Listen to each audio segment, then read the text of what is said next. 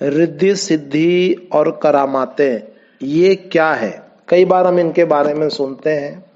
अब देखें, पिंड के जो 6 चक्रों की साधना, योग अभ्यास, कुंडली जागरण, प्राणायाम आदि द्वारा इंसान को रिद्धियां सिद्धियां और करामातें हासिल होती हैं, ये कई लोगों का मानना है कि जिससे वो अलौकिक कार्य भी कर सकता है। लेकिन महात्मा कहते हैं कि रिद्धियां सिद्धियां और करामातें ये सब मन माया का खेल है, एक सोच है और काल द्वारा आत्मा को संसार में फंसाए रखने के लिए यह भी एक प्रकार का जाल है, हौमे है, अहंकार है। रिद्धियां सिद्धियों का असली मतलब क्या है? इनका परमार्थ से, रूहानियत से कोई ताल्लुक नहीं है। गुरु नानक देव जी महाराज ने स्पष्ट किया, आप नाथ नाथी सब जाकी रिद्धि सिद्धि अवर साध। यानी रिद्धियां सिद्धियां परमात्मा से मिलने में, उसके मिलाप से मिलने वाले आनंद का मुकाबला, उस सुख की बराबरी, उसकी भक्ति की बराबरी नहीं कर सकती। महात्मा असली चीज बताते हैं, उनका असली उद्देश्य करामाते दिखाना नहीं होता।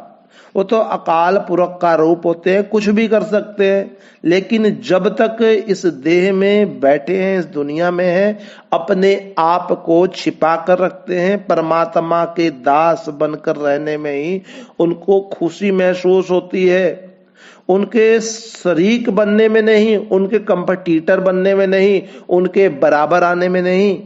रिद्धि सिद्धि द्वारा किसी को कुछ देना, ये सिद्ध करना कि देख तुझे परमात्मा ने जो कुछ नहीं दिया वो हमने दे दिया, ये सब संत महात्मा नहीं करते।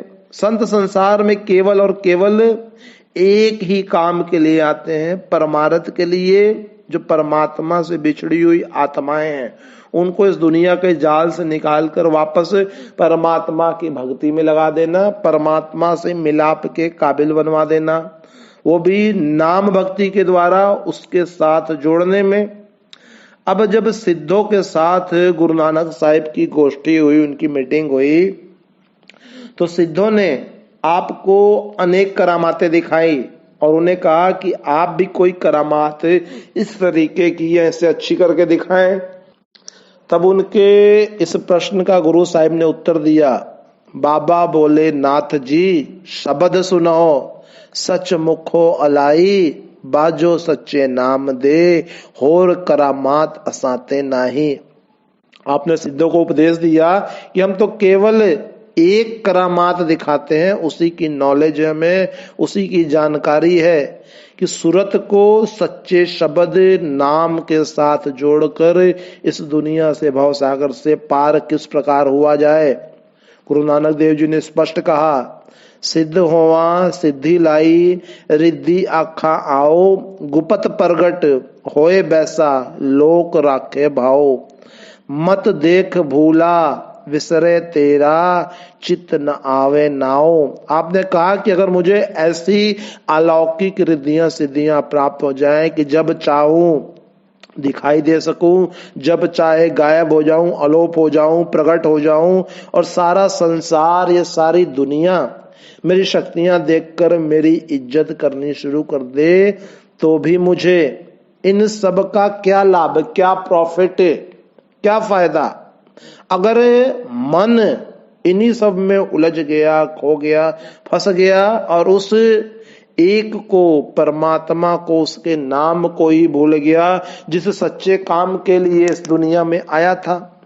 रिद्धियां सिद्धियां सांसारिक प्राप्तियों का साधन हो सकती हैं, हो सकता है एक समय के लिए ये मान भी लिया जाए कि अगर उनसे कुछ सांसारिक लाभ हो जाए, लेकिन ऐसी रूहानी तरक्की नहीं मिल सकती कि जिस तरक्की में परमात्मा से मिलाप हो जाए। करामाते दिखाने से तो अहंकार हमें और बढ़ जाता है और आगे की जो रूहानी तरक्की होनी भी है वो भी उसी चक्कर में उलझकर रुक जाती है।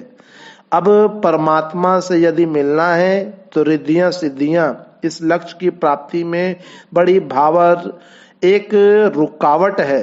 स्वामी जी महाराज ने स्पष्ट किया, नाम रस रहो, नाम रस पियो रहो होशियार, रिद्धि और सिद्धि रहे तेरे द्वार, करो मत उनका अंगीकार, वहां से आगे धरो प्यार।